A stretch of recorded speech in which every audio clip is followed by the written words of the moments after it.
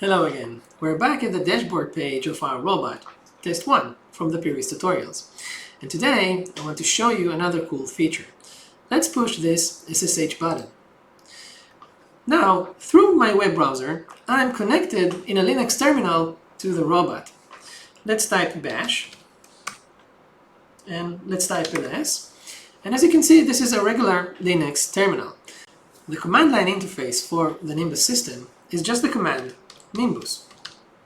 We can type --help to see the commands that we can apply. Here we go. And we have Nimbus session, platform, config, system, components, and so on. Let's type Nimbus. This time let's choose platform.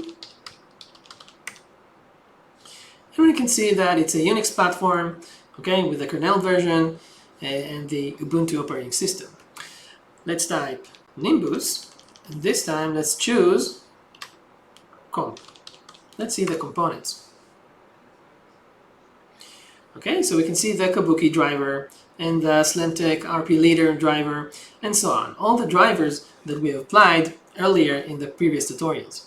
We can see, for instance, the deep learning detection, the image-to-image compressed, and so on. Everything that we've added visually, here we can see it in a command line interface.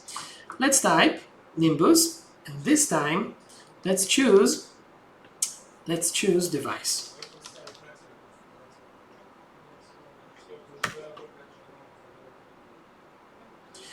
And here we can see that the devices are the Kabuki platform, okay, the RealSense of Intel, and the Slemtech RP Leader. Let's now use Nimbus, and this time let's choose stream. And now we can see the stream connections. For instance, the odometry is an output stream. The RP Leader, the scan, is a stream. Okay, and so on. Everything that we viewed visually in the previous tutorial, here we can see it in the command line interface. And I invite you to play around with this command line interface and see what you can do. See you at the next tutorial.